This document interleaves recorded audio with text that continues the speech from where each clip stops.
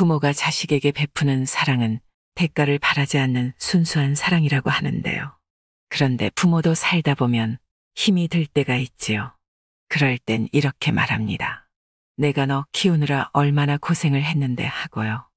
이 말에는 내가 너를 키우느라 이만큼 애를 썼으니 너도 노후에 나한테 보상이라 하고 바라는 마음이 깔려 있습니다. 사람인지라 삶이 버거울 때면 자식에게 기대고 싶거나 바라는 마음이 들게 됩니다. 그래서 부모가 자식을 원망하는 경우가 생기게 되죠. 부모가 되고 자식을 보면서 키우는 재미를 마음껏 누렸다면 자식이 이제 다 커서 효도를 하지 않더라도 조금도 서운하지 않을 것입니다. 자식을 키우는 동안 품에 안음으로써 이미 큰 기쁨을 누렸기 때문에 아이에게 사랑을 베풀었다는 생각도 없습니다. 그러니 자식이 독립해 제 가정을 건사하는 것만으로도 부모는 행복하고 고맙게 여기는 것이죠. 반면에 아무리 부모라도 내가 너를 키웠다 하는 생각을 가지면 자식에게 실망해서 괴로움을 자처할 수도 있습니다. 인생을 책임감으로 살게 되면 본인은 열심히 산다고 하지만 돌아보면 인생 전체가 허무하고 공허하게 느껴지기 쉽습니다. 자식을 위해서 어떤 부모가 될 것인가 하는 이런 생각은 겉으로는 훌륭하지만 실제로는 가족을 위해서 자신을 희생한다는 의미가 숨어 있습니다. 시간이 흐르면 결국 스트레스를 받게 되고 나의 지난 인생이 아쉽기만 합니다. 가족을 위해, 아이를 위해 내가 노력하고 헌신하고 희생한다 이렇게 말하는 사람은 마음속에 사명감이 있지요. 어깨가 무거워진다고 하는데요. 이럴 때 한번 솔직하게 생각해 보세요. 혼자 지내는 게 좋은지 가족과 함께 지내는 게 좋은지 말입니다. 혼자 사는 것보다 결혼해서 사는 게 낫고 자식이 아무리 애를 먹여 없는 것보다 있는 것이 낫다면 아내 때문에, 자식 때문에 자신이 희생하고 있다고 생각하는 것은 잘못된 것입니다. 나 자신을 더 힘들게 만들 뿐이지요. 오히려 아이들에게 항상 고맙다. 너희가 있어서 내가 행복하다고 말해보세요. 아내에게도 가끔 잔소리도 있지만 당신이 있어서 내가 사는 재미가 있네 라고 말할 수 있어야 합니다. 이렇게 상대를 고맙게 여기면 가정이 화목해지고 저절로 좋은 아버지, 훌륭한 남편, 좋은 어머니, 훌륭한 엄마가 됩니다. 요즘에는 자식들이 장성한 뒤에도 자신의 인생을 희생하며 뒷바라지하는 부모들이 많은데요. 그러나 희생하는 데에는 한계가 있습니다.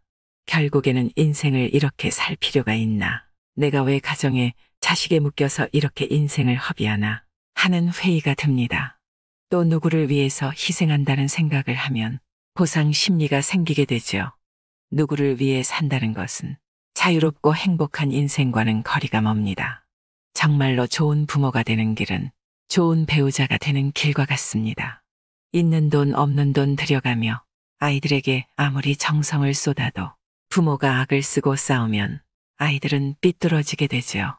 반면에 부부가 행복하게 지내면 아이들은 저절로 잘 크게 됩니다. 학창시절 공부를 좀 못한 아이들도 나중에 다 잘 되고요. 결국 부부가 화목하게 사는 것이 부모 노릇을 제대로 하는 것입니다. 부모가 자식을 위해 무조건 희생하다 보면 자식에게 거는 기대가 커지고 그리고 자식은 부모의 기대라는 무거운 짐을 지고 살게 되어 있습니다. 그러다 보면 삶의 활기가 없어지고 항상 부모 눈치를 보게 됩니다. 이런 자식은 결혼해서도 독립을 못하고 부모에게 의지하기 쉽습니다. 따라서 정말로 자식의 행복을 바라고 좋은 부모가 되고 싶다면 자식이 20살이 되면 독립을 시켜야 합니다. 내가 고등학교 졸업할 때까지만 재워주고 먹여주고 가르칠 것이니 이후로는 너 맘껏 살아라. 혼자 살아도 좋고 결혼해도 좋고 결혼할 사람이 어떤 사람이든 다 좋다. 너 원하는 대로 살아라. 엄마 아빠는 너를 지지한다. 이렇게 다 풀어서 광야에 내보내줘야 아이들이 활기차게 살지. 부모의 좁은 울타리에 계속 가두면 우리 아이들이 크게 성장하지 못합니다. 그러다 보니 젊은이들도 도전하는 것을 두려워하고 안정만 추구하는 애늙은이가 많아져서 사회 전체가 침체 국면으로 빠져드는 것입니다. 아이는 아무 곳에서나 키워도 잘 자랍니다. 아이 걱정은 하지 마세요. 그런데 부모가 자식 키우는 것이 너무 괴롭다고 하소연하면 자식은 잘 되기가 어렵습니다. 부모를 괴롭히는 아이가 어떻게 잘 될 수 있을까요? 부모 노릇도 자식을 위한 희생이라고 생각하면 굴레가 됩니다. 그러니 너를 위해 내가 이렇게 하고 있다는 생각을 버려야 자식 인생도 부모 인생도 다 행복해질 수 있습니다. 나이 들수록 자식을 멀어지게 만드는 부모에 대한 공자의 지혜를 들어보겠습니다. 하나, 자식의 문제를 하나부터 10까지 전부 해결해 주지 마라. 자녀 양육의 마지막 목표는 독립이다. 사랑이라는 이름으로 자식의 모든 문제를 해결해 주려고 하면 안 된다. 자녀의 문제를 대신 해결해 주려고 끊임없이 개입하는 부모는 나중에 버림받기 십상이다. 자식은 직접 어려움을 경험하고 극복해가는 과정을 거치며 성장한다. 이렇게 직접 인생에서 배울 수 있는 기회를 빼앗는 부모는 자녀를 무기 없는 삶의 전쟁터로 내보내는 것과 다름없다. 물론 그렇다고 해서 자식을 방치하고 자식의 어려움을 무시하라는 이야기는 아니다. 자녀가 스스로 직접 문제를 극복할 수 있도록 방치와 도움 사이에서 해결책을 찾아야 한다. 둘, 자식 앞에서 돈 때문에 싸우는 모습을 보이지 마라. 돈에 집착하고 돈 때문에 싸우는 모습을 보이면 안 된다. 자식에게 진정 기쁨을 주는 부모는 어떤 부모인지 아는가? 돈이야 있으면 좋겠지만 돈이 많다고 해서 세상에서 가장 좋은 부모는 아니다. 자녀 앞에서 돈 문제로 끊임없이 다투는 부모는 자식의 정신 건강에 좋지 않다. 자식은 지속적으로 스트레스를 받고 불안을 느끼게 된다. 이런 자녀는 훗날에 다른 사람들과 인간관계를 맺을 때도 심리적으로 불안한 모습을 많이 보인다. 부모는 돈 문제에 있어 자신감 있게 행동해야 한다. 또한 부모된 입장에서 자식 앞에서 돈을 놓고 싸우지 않기 위해 부단히 노력해야 한다. 셋, 자녀를 부모의 소유물로 여기지 마라. 부모는 자녀를 자신의 소유물로만 볼 것이 아니라 자신의 삶을 주체적으로 이끌어가는 하나의 독립적인 인간으로 여겨야 한다. 양육의 목적은 자녀를 독립시키는 것이기 때문이다. 하지만 어떤 부모들은 너의 미래를 위해 그러는 거다. 널 위해서 내가 일하는 거다. 라는 말들로 자녀를 올가매려 한다. 부모가 자녀를 올가매려 통제하려는 집안 중에서 자식이 승승장구하며 대성하는 경우는 많지 않다. 부모의 일과 자식의 일은 독립되어 존재해야만 한다. 부모의 일을 자식에게 억지로 이해시키려 하지 말아라. 책임을 소홀히 하거나 방탕한 생활을 하지 마라. 사람의 생명은 하늘이 준 선물이며 다른 사람에게 행복을 주는 데 써야 한다고 믿으며 살아가야 한다. 이는 부모가 자녀에게 세상에서 긍정적인 영향을 미치는 방식으로 살아야 할 책임이 있음을 알려준다. 인생을 낭비하거나 부모로서의 책임을 다하지 않는 부모는 자녀에게 버림받을 가능성이 높다. 자녀는 책임감 있고 선한 방식으로 살아가는 부모를 존경하고 존중한다. 다시 말해 방탕하게 낭비를 일삼거나 책임을 소홀히 하는 부모는 결국 자녀에게 버림받게 되어 있다. 자식들은 책임감 있고 세상에 긍정적인 영향을 주기 위해 살아가는 부모를 존경한다. 그리고 무책임한 태도와 행동을 반복하는 부모에게 등을 돌린다. 삶의 고비마다 나를 지켜내는 인생 공부라는 책에 보면 부모 자식 간의 관계에 관한 몇 가지 구절이 있습니다. 함께 공유하고 싶습니다. 사랑한다면 고생시켜라. 엄마가 사준 참고서를 보고 골라준 회사를 지원하고 면접 볼 때 엄마가 동행하는 자식은 결국 불행해진다고 공자가 말했다. 내가 누군가를 진심으로 사랑한다면 그를 고생시키지 않을 수 있겠는가? 내가 누군가를 진심으로 대하고 있다면 그를 깨우쳐 주지 않을 수 있겠는가? 사랑하는 사람이 편안히 지내고 잘 되기를 바라는 것은 옛날이나 지금이나 인지상정일 것이다.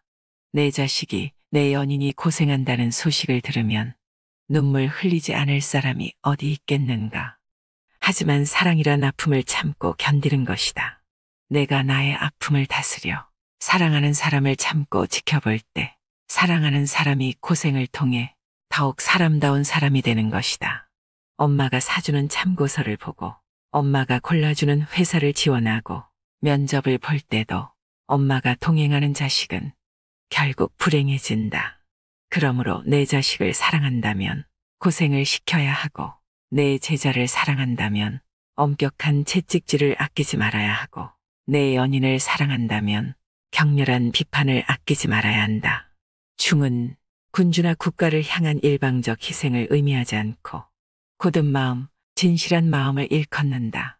사람도 마찬가지다. 누군가를 진심으로 대하는데 어찌 충고와 깨우침을 아끼겠는가. 사랑이란 긍정과 부정의 총합이다. 사랑이란 무조건 긍정하는 것이 아니라 좋아함과 미워함이 균형을 이뤄야 한다. 타인을 진정으로 사랑할 때 우리는 그 사람이 잘 되기를 바라며 나아가 완성된 사람이 되기를 원한다. 사람들의 완성은 스스로의 잘못된 행동을 고치고 고난과 시련을 겪고 이겨냄으로써 이루어지기 때문에 사랑이 무조건적인 긍정이 될 수는 없다.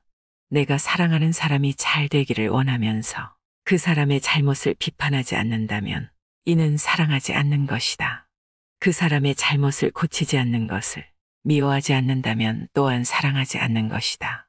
사랑을 바탕으로 하는 비판과 그렇지 않은 비판은 확연히 구별된다. 따라서 사랑이란 좋아함과 미워함이 균형을 이뤄야 한다. 부모가 자식을 사랑하는 것도 마찬가지다. 조선시대 정조 때의 선배였던 이덕무는 부모와 자식 간의 사랑의 도에 대해 다음과 같이 말했다. 너무 엄격하면 사나운 자식은 멀어지게 되고 너무 사랑하면 영리한 자식은 방자하게 된다. 부모가 자식을 대하는 방법은 엄격함과 사랑함이 균형을 이루는 것이다. 부모가 자식을 대하는 마음만큼 사랑이 넘치는 것은 없을 것이다. 하지만 부모와 자식 간에도 좋아함과 미워함이 균형을 이뤄야 하니 다른 종류의 사랑에는 말할 것도 없다. 이렇듯 공자에 따르면 무조건적인 사랑을 베푸는 것도 좋지 않다. 부모 자식 간의 사랑에는 균형이 필요하다. 또 사랑하는 자녀가 성장하여 온전한 인간이 되도록 돕고자 하는 마음이 있어야 한다. 공자는 너무 많은 사랑이나 너무 많은 엄격함은 자녀에게 부정적인 영향을 미칠 수 있다는 점을 몇 번이고 강조한다. 결론적으로 부정적인 행동을 하거나 책임을 소홀히 하거나 자식에 대한 배려가 부족한 부모는 자녀에게 버림받을 가능성이 크다. 조영노너의 말이라는 책에 보면 공자는 자식에게 모범이 되는 부모가 되기 위해서는 무엇보다 사람의 됨됨이가 중요하다고 말합니다. 내가 먼저 좋은 사람이 되어야 자녀에게도 좋은 부모가 될 수 있다는 의미입니다. 공자의 지혜를 들어보겠습니다. 좋은 사람이 되는 법. 언제나 사랑받는 사람. 다른 사람에 대한 배려를 잊지 않고 성실히 살아간다. 이것은 무척 어려워 보이지만 실은 즐거운 일이다. 이 같은 삶의 방식을 가진 사람의 곁에는 언제나 많은 이들이 따른다. 주위의 사랑을 받기에 외톨이가 되는 법이 없으며 동료들과 항상 더불어 살아간다. 타인에게는 관대하되 자신에게는 엄격하다. 너그럽고 대범한 자세는 타인과 좋은 관계를 만들어가는데 긍정적인 작용을 한다. 그러나 그 같은 너그러움을 자신에게까지 적용하지는 말아야 한다.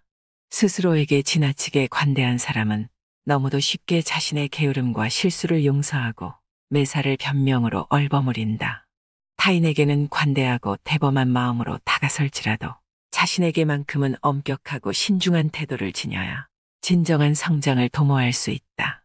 교육의 기본, 가르침에 있어서 어느 것은 중요하고 어느 것은 중요하지 않다라고 판단하는 것은 어리석은 자의 생각이다. 모든 가르침에는 나름의 가치와 정의가 담겨 있다. 다만 상대의 역량을 고려하지 않고 갑작스럽게 난해한 내용을 가르치는 것은 경계해야 한다. 폭넓은 가르침을 전하되 배우는 쪽의 수준에 맞추는 배려가 필요한 것이 교육이다. 너무 높은 수준의 내용을 배우라고 강요하는 것은 교육이라 할 수 없다. 최소한의 예의, 조화로운 삶을 위해 서로 침묵을 도모하고 친근한 태도로 상대를 대하는 것은 좋은 일이다. 단, 아무리 가깝고 돈독한 관계를 맺기 위함일지라도 최소한의 예의만큼은 잊어버리지 않아야 한다. 최소한의 예의가 사라지면 제대로 된 인간관계를 맺는 것은 고사하고 어떠한 일도 원활히 진행되지 않는다. 자신을 가장 엄중히 경계한다. 자신의 잘못은 엄격히 따지고 깊이 반성한다. 한편 다른 사람의 실수를 따질 때에는 사정을 잘 헤아려 보고 동정할 부분이 있다면 관대하게 감싸준다. 이렇게 행동하면 억울함이나 원망을 호소하는 목소리가 줄고 사람들 또한 그러한 미덕을 본받는다. 마음의 성장을 완성하는 세 가지. 큰 돈을 벌었다는 이야기에 판단력과 냉정함을 잃지 않는 것. 극복해야 할 난국에는 목숨을 걸고 맞설 각오를 하는 것. 오래전에 나눈 약속일지라도 잊지 않고 반드시 지키는 것. 이 세 가지를 행할 수 있다면 마음의 성장은 완성된 것이라고 할 수 있다. 사람답게 살기 위한 조건. 사람이 사람답게 살려면 먼저 정직한 마음이 있어야 한다. 정직한 사람만이 타인과 더불어 살 수 있으며 세상 속에 받아들여지고 행복에 가까워진다. 혹여나 정직하지 못한 이가 세상 속에 받아들여지고 있다면 그것은 단지 운이 좋았을 뿐이다. 자신만이 고칠 수 있는 병. 기분에 따라 말이 쉽게 변하는 사람은 마음이 견실하지 않은 병에 걸린 것과 다를 바 없다. 이 병은 아무리 영험한 기도로도 아무리 뛰어난 명예의 치료로도 고칠 수 없다. 결국 주위 사람들로부터 미움을 얻고 버림받을 뿐이다. 이 마음의 병은 그들 스스로가 문제를 자각하여 고칠 때 비로소 완쾌될 수 있다. 나는 타인을 얼마나 이해하고 있는가? 다른 이가 나를 이해해주지 않는다고 불만에 가득 차 끙끙 앓아봤자 해결되는 것은 아무것도 없다. 그 전에 나는 다른 사람을 얼마나 이해하고 있는지, 그의 가치와 재능을 제대로 인정하고 있는가를 반문해 볼 필요가 있다. 오늘은 공자의 말씀에서 인생을 살아가는 지혜로운 방법에 대해 함께 나눠봤습니다. 이상으로 생각의 품격이었습니다. 하루하루 당신의 품격이 더 빛나길 바랍니다.